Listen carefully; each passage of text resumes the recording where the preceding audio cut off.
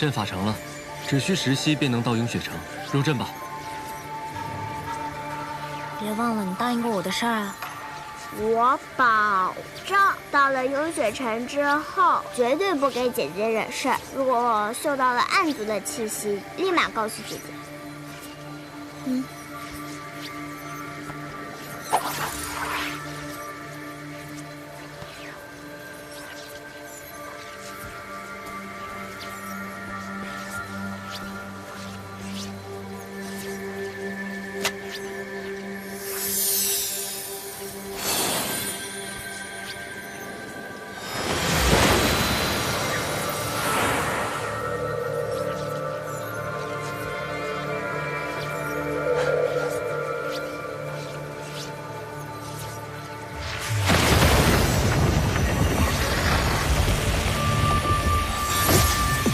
怎么回事？有人逆转了法阵，改送为杀。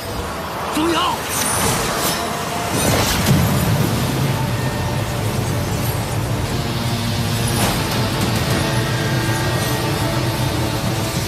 公子，法子要崩毁了！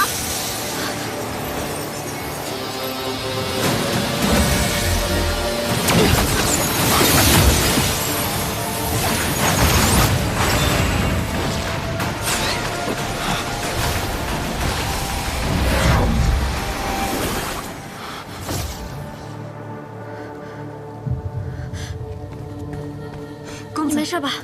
无妨，没事。所幸是你今日已恢复了6成灵力，否则我们方才都得死在这里。英秀山庄并无人入侵，到底是如何动的手脚？应是这起阵材料出了问题。传送阵材料本就稀缺，有一部分是由庄外寻回，想来定是有人提前在材料中设下杀咒。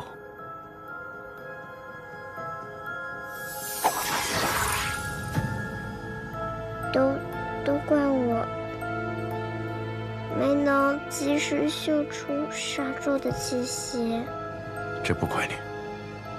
杀阵本就隐蔽，难以发现，加之起阵还要炼化材料，它就会变得更隐蔽，肯定更难发现了呀。你才多大？要是连杀阵都能嗅出，就不用到处吸宝器修炼了。我们都在呢。 还轮不到你自责，这一切都在桑启和小仙阁的计划之中。或许从净化宫开始，就是个一石二鸟的局。你是说，净花宫出事，一是为了盗取玉令，二是为了声东击西，好让他们有机会对传送阵动手脚？你最是精通阵法，若你在。 很容易发现材料出了问题，所以他们故意闹出大动静，将你也一并引开。也对，南庄主研修出传送阵一事不是秘密。你从暗域出来之后，没有直接回雍雪城，而是选择来运秀山庄。他们应该已经猜到你灵力尚未恢复，想要借传送阵回雍雪城，还真是环环相扣，步步杀招。眼下。 我更担心雍雪城的情况，不知他们会如何出手。纸雁发出已有几日，谢盟主定已收到消息，你也不必过于忧心。如今材料已毁，若要再次寻起，需要多久？这恐还需10天半月吧。那还有没有别的办法，能尽快回雍雪城？倒是还有一物。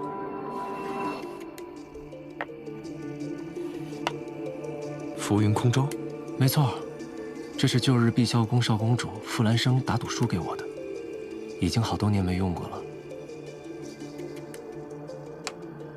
传送阵呢，10息便可抵达，它就要耗时多一些，所以一开始并未考虑。只是眼下这情况，用它代步，总比御剑和骑马强吧。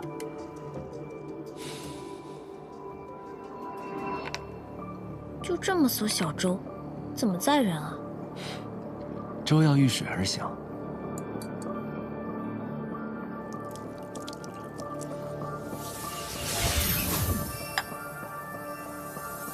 现在我们便可上路了。怎么上啊？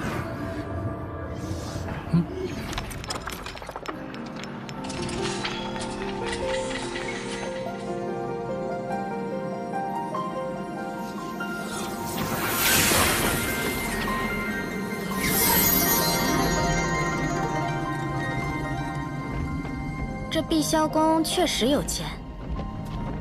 你们雍雪城财力怎么样？你把我从暗域绑出来，我可没带什么钱。做雍雪城弟子有没有津贴啊？给你句忠告，到了雍雪城，还是多听少说为好。要是犯了事惹了怒，我可不会帮你。你现在是这么说，方才危急关头也不知道是谁，只有6成灵力，还是分了护盾保护我。谢雪晨，你就承认吧，你就是舍不得我死。舍不得你死，和不让你死，根本不是一回事。嘴硬。虚月，此次危机比我料想的要严重很多。你并非仙盟中人，不必继续犯险。雍雪城，你别去了。现在说这样的话，也晚了。桑启与朽仙阁联手对我运秀山庄出手，毁我天才地宝，这笔账我定是要讨回来的。不然运秀山庄今后如何立足？许愿，我心中有数。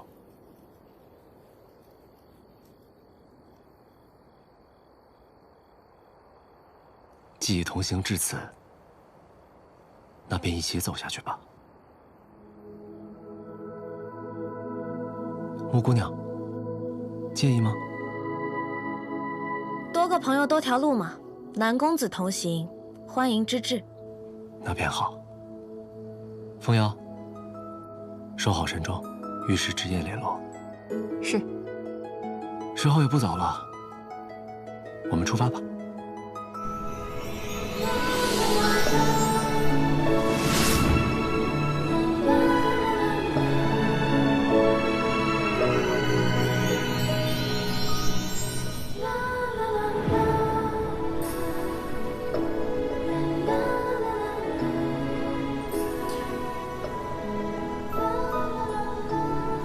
阿宝，别颓废了，出来吧。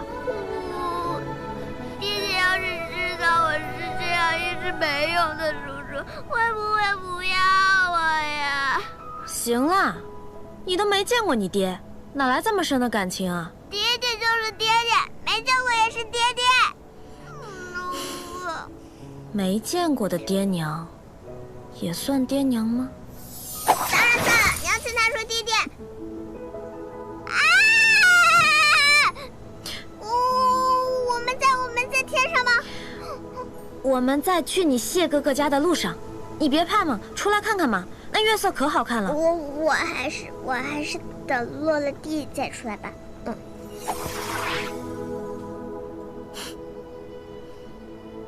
就你这小破胆，还想跟着我啊？啊，是的，我想要学本事。木姑娘，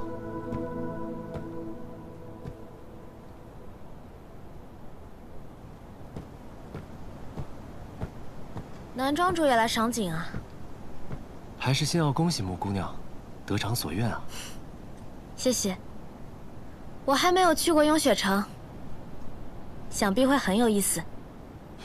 应该说，因为木姑娘的到来，雍雪城会变得很有意思。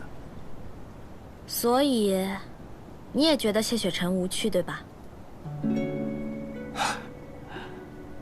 木姑娘其实是知道的，并不是她想无趣。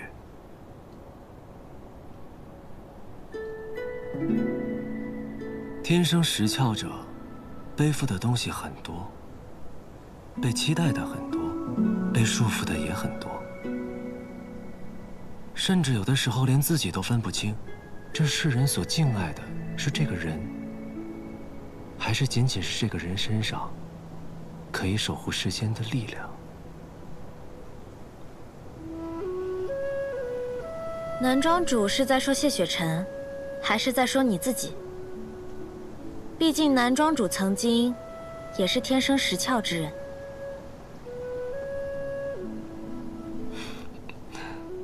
木姑娘果然聪慧，不过方才你也说了，那只是曾经。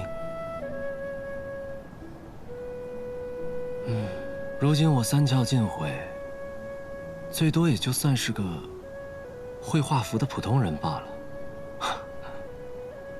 堂堂运秀山庄庄主，当世法阵第一人，又绝顶聪明。你若只是个普通人，那让那些真正的普通人该如何自处呢？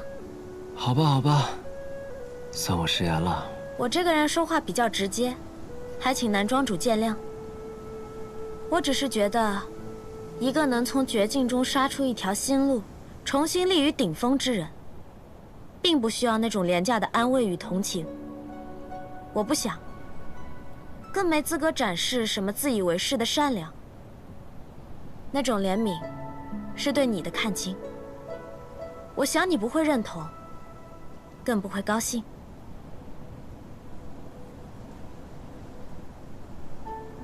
木姑娘虽是灵族，可看人却十分透彻。彼此彼此吧。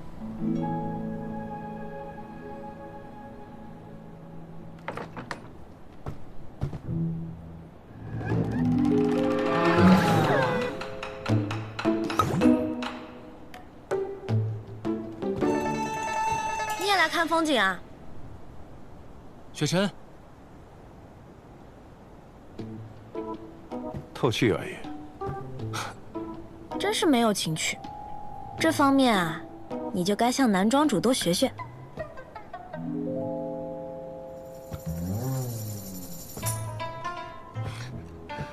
到了雍雪城，你若再这般说话，恐怕是没几日就要被逐出师门。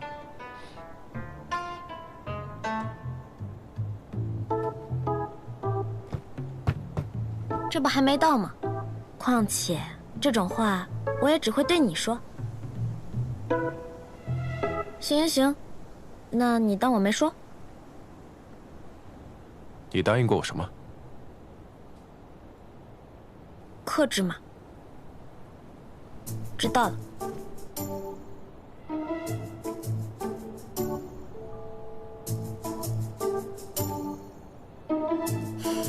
这心情一糟，连带着月色都不这么好看了。你们聊吧。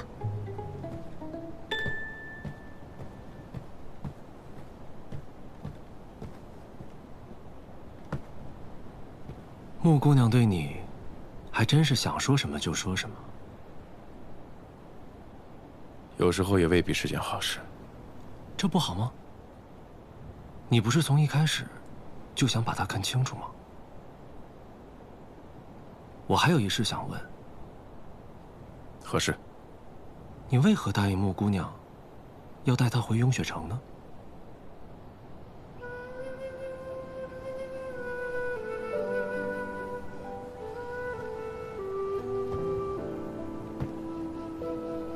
曾经人灵之战旷日持久，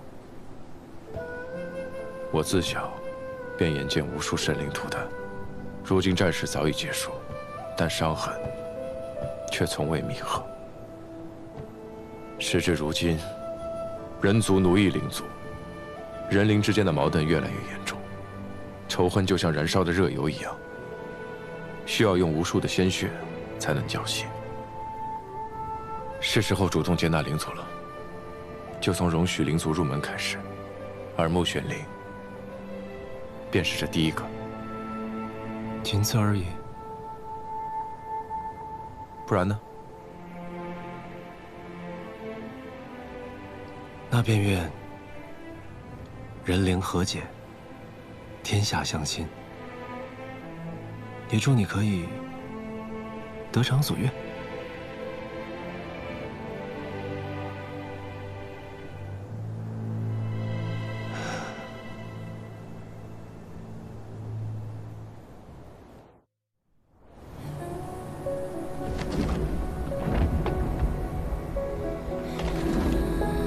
这就是雍雪城啊，看上去也不像是什么好玩的地方。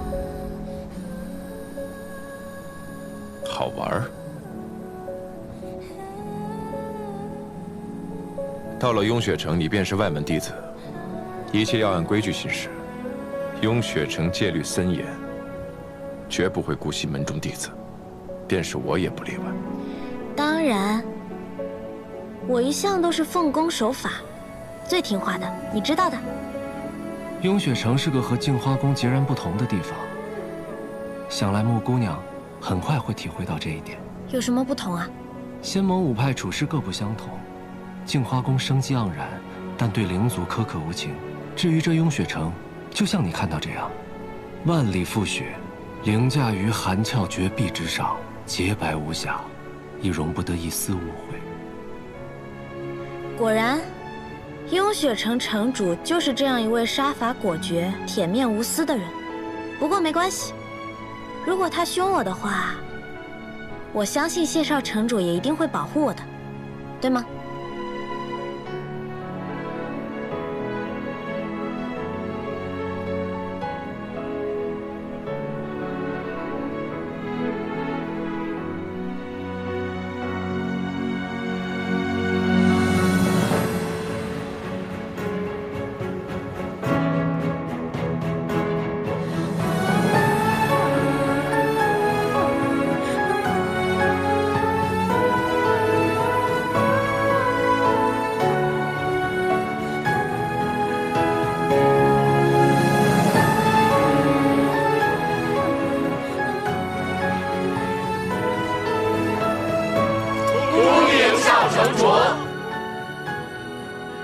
少城主，二位长老，别来无恙。南庄主，多年不见，风采更胜往日。苍长老说笑了。少城主，这位是？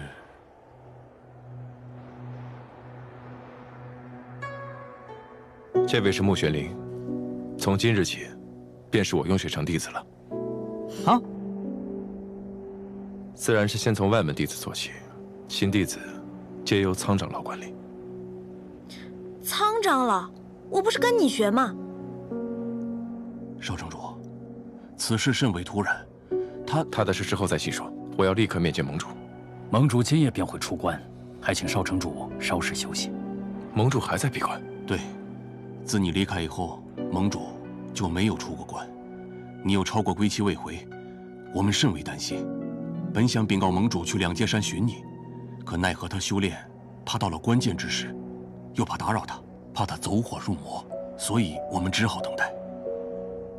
我曾以纸砚传信给他，他也没有任何提起，没做任何安排吗？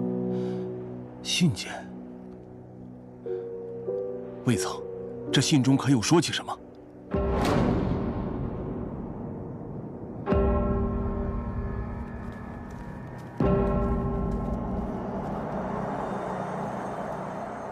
盟主，谢雪尘久见。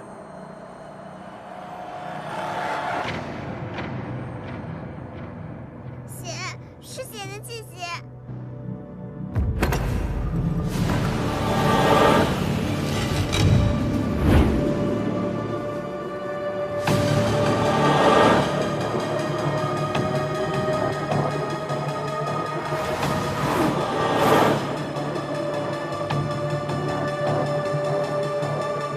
盟主。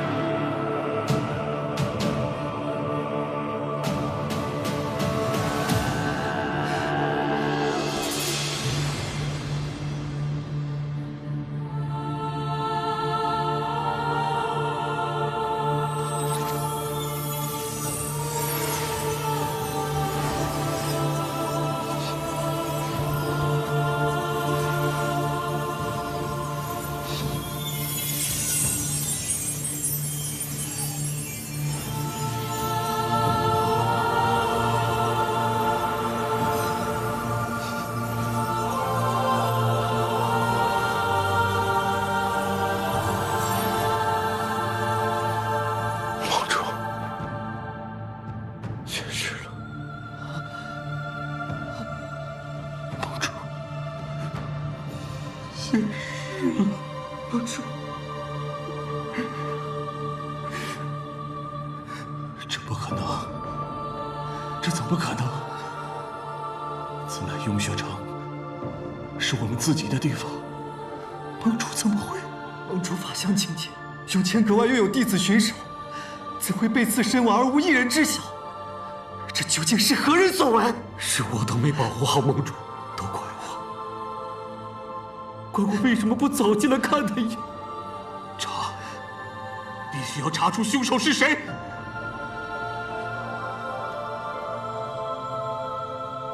盟主，桑启联合仙盟利剑意图夺主，万望小心，我会早日归去。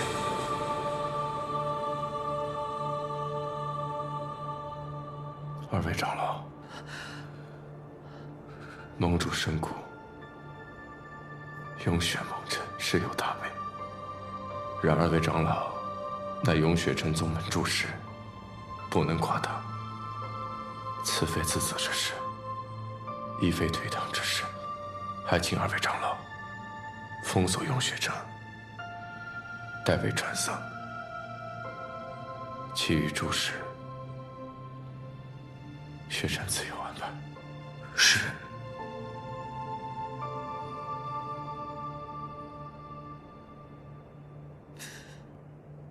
这纸烟未被打开，却染上了血。看来城主是在纸烟飞到前不久被杀害的。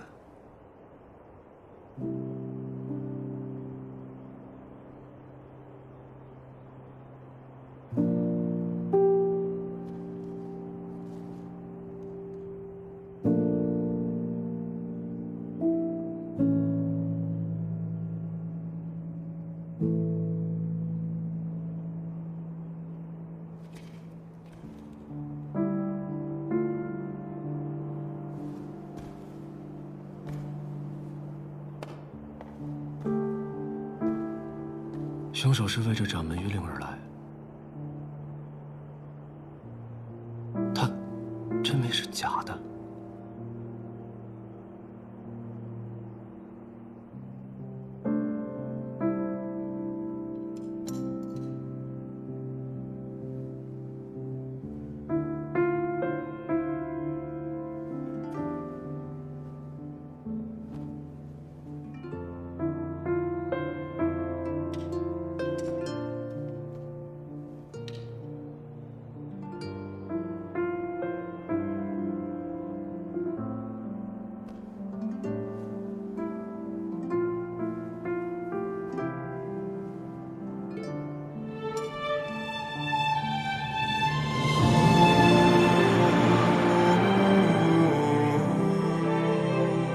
剑修无论何时都不能扔下自己的剑。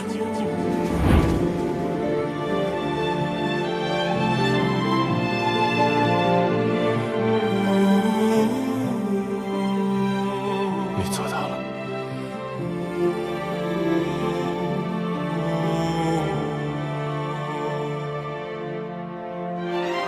燕头，在。父皇盟主的遗体。是。你要去哪儿？他去查看混沌珠了。看来净华宫一事，不是一石二鸟，而是一箭三雕。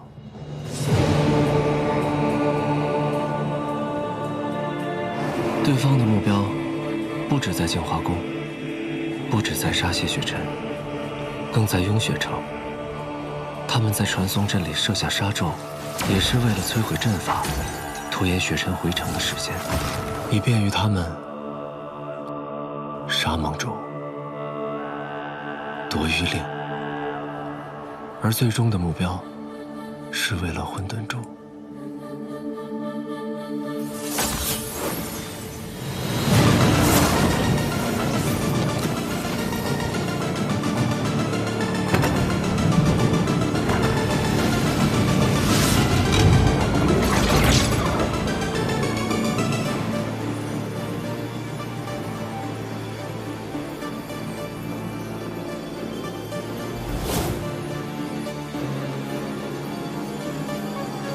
救得了镜花城，却却救不了自己的父亲，他心里该有多自责？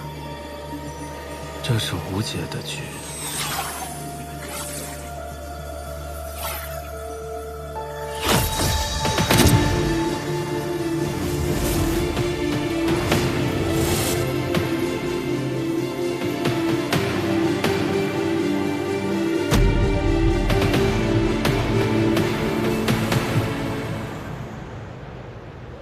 从回雍雪城起，他就没有休息过片刻，总是借着诸事麻痹自己。再这样下去，他会垮的。他知道谢盟主心中的期待：混沌珠、雍雪城、人族、苍生，每一样都被排在丧父之痛的前面。他只能这么做。可他就没有为自己想过吗？南庄主，你认识他多年，他一直都是这样吗？说起来，那是很久以前的事了。因为都是天生石窍，我与他总被拿出来相提并论。可很长一段时间，我们从未谋面。直到有一次，万仙镇出现了一道裂隙，有很多暗族流窜，为祸人界。我与雪尘同被派到两界山阻拦暗族。那是我们第一次相见。那时的他与现在有很大不同。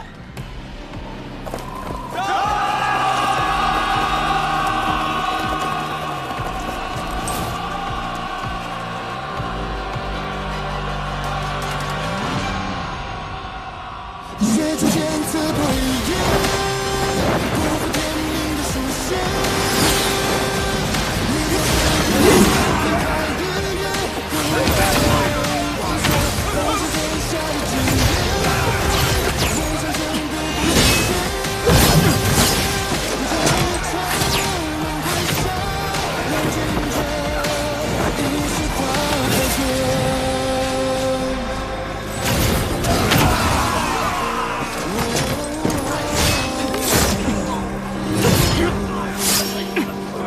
愚蠢！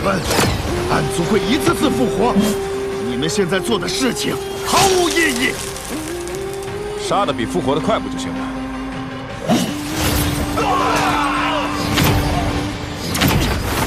血出剑刺破一夜，不负天命的书写。烈火的热爱不为小心！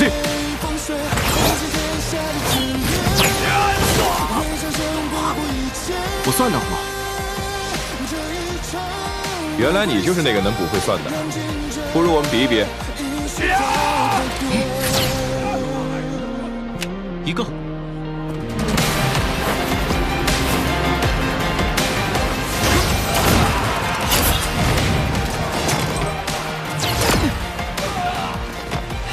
比你多一个。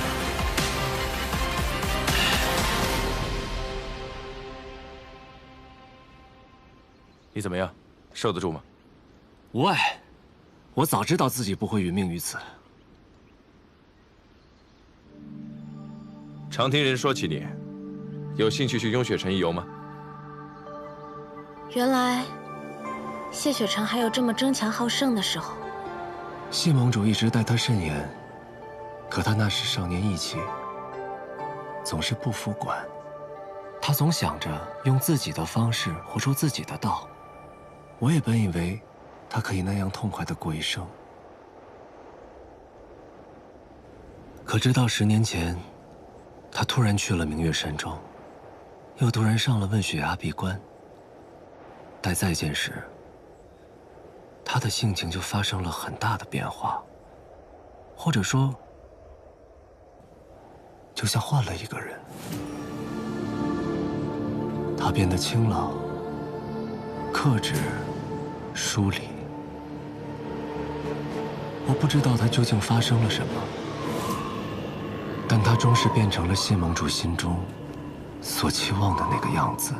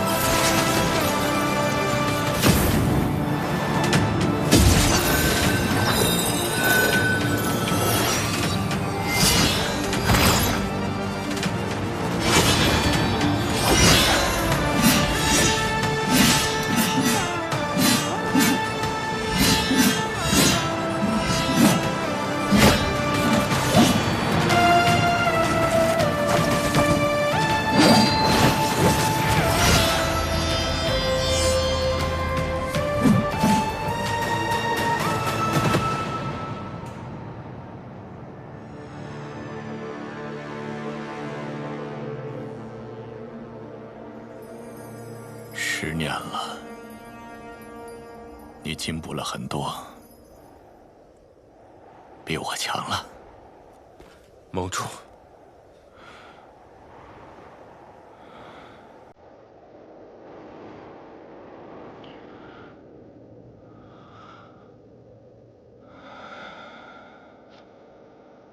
如今万仙阵有缺，你去将它补好吧。遵命。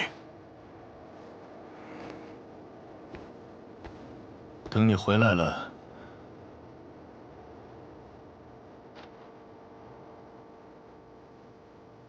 等你回来再说吧。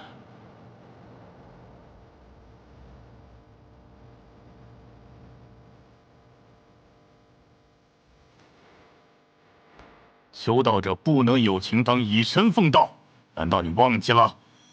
济世救人，以苍生为念，这是你的道心吗？若是如此，那更要断情绝爱。你若有了偏爱，那如何以大爱去包容众生？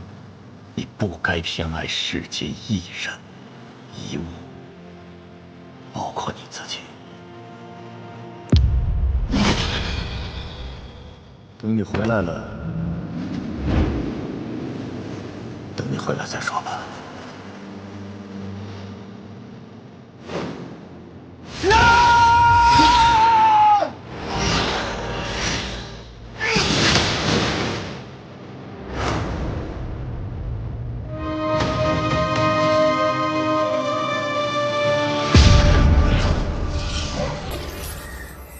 大晚上的，跑到这问雪崖上来练剑，就不怕闹出雪崩，淹了整座雍雪城啊？你来干什么？走。你心里难过，连带着我这手环闪啊闪的，我怎么睡啊？我让你走。谢雪晨，被人看到脆弱，不是什么丢脸的事儿。你若想看，我现在就可以哭给你看。走。我不需要你的安慰。谢雪晨，你为什么要这么压抑自己呢？就因为你父亲说，修道者不能有情。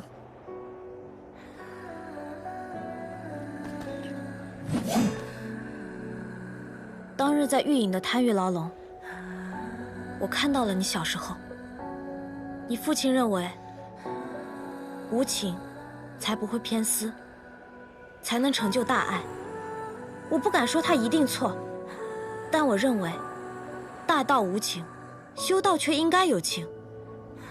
如果一个人连小爱都不曾懂得，如果心里只剩荒芜和冷漠，那如何能明白世间万物存在的真正意义？又如何能做到爱及众生呢？只因为你天生石窍，亘古罕见，你父亲便将这视作你的宿命。但谢雪晨，其实没有人可以框定你的未来。人有七情六欲，喜怒哀乐，一定有它的道理。我是灵祖，我都有感情。你是人，怎么会没有呢？有感情，就一定要释放出来，表达出来。强行压在心里是会生毛病的。谢雪晨，你和大家一样，都是血肉之躯。你已经做得够好了。好。曾经我一直不愿听他的话，多有违逆，终是犯下大错，无法挽回。现如今，我以为我已经做到了无情无爱，但原来他的要求我根本就做不到。问雪崖道别那日，我真的很想唤他一声父亲，但最终没有勇气开口。我就是这般犹豫，这般怯懦。父亲想说的话，我再也听不到了。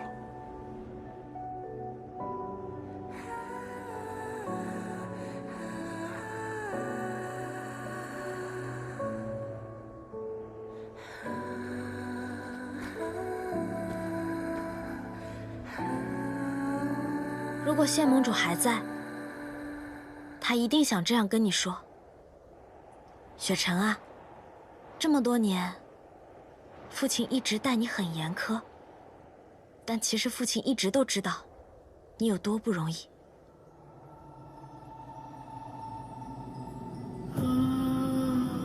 从你出生起，我便用苍生宿命的责任束缚着你。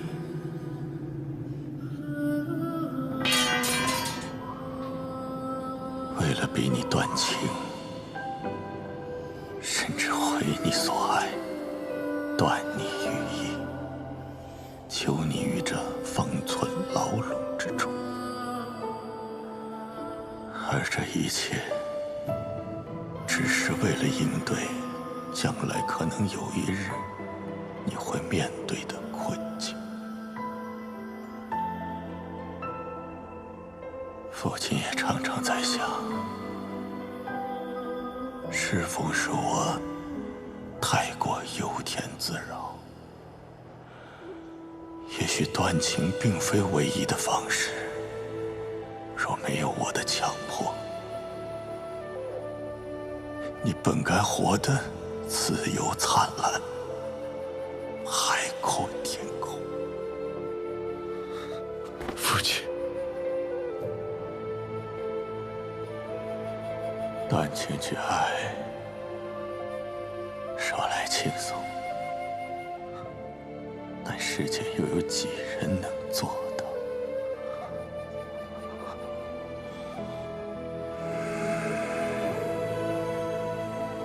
自己都做不到的事情，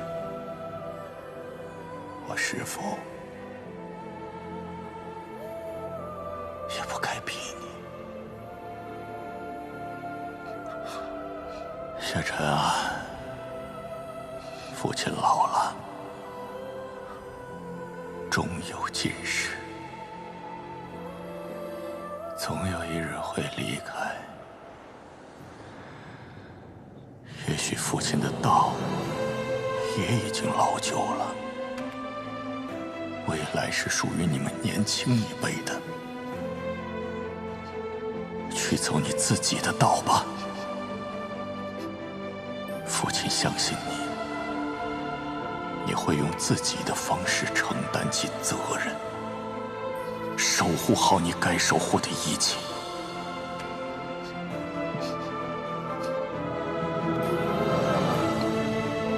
雪晨，